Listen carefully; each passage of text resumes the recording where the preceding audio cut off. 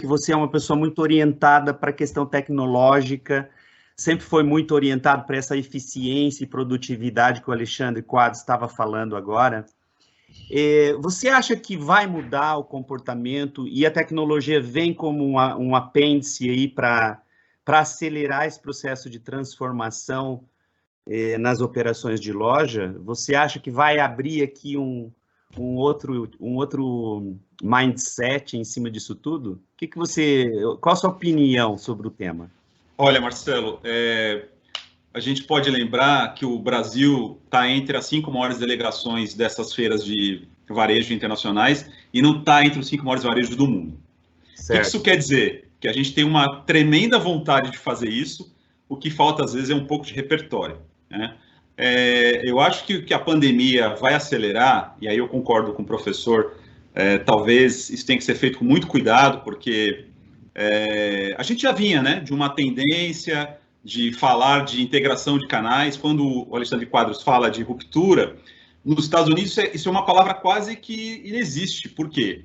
Em função da logística e do melhor sortimento, se a pessoa entra na sua loja, ela vai receber o produto em casa, comprando ali ou eu disparando da própria loja para você receber no mesmo dia.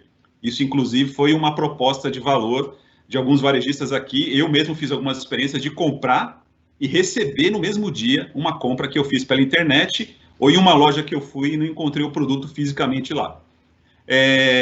O que eu acho que a pandemia vai acelerar é colocar essa figura central que é o consumidor do ponto de vista de o que ele almeja para o nosso negócio, né? E aí, para mim, a questão da tecnologia é fundamental, né?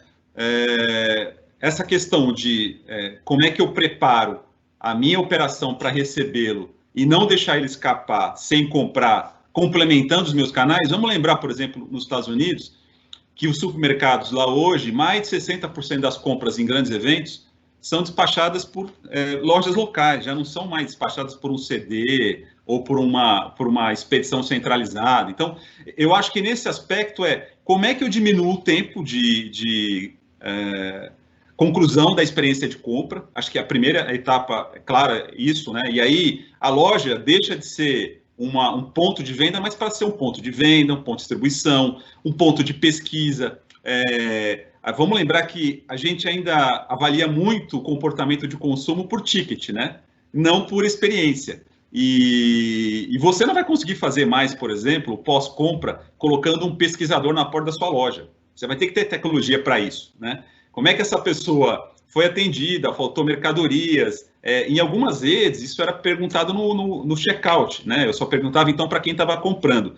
Então, nesse sentido, a gente vai ter que entender esse comportamento do consumidor, ser mais refratário, querer fazer tudo com menor tempo, para poder identificar. Agora, para mim, a chave disso tudo, ela está do ponto de vista em você claramente saber quais são os seus pontos fortes nas jornadas e quais são os seus pontos fracos, né?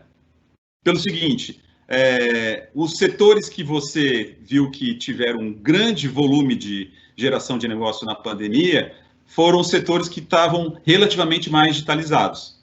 E digitalizados, quando eu falo, não é uma estratégia de e-commerce, não é uma estratégia de e-commerce, é uma estratégia de eu identificar o usuário de uma forma única na jornada como um todo, e tratar ele com a menor fricção possível em qualquer jornada que ele esteja. Então, eu acho que a preocupação agora das empresas vai ser muito maior.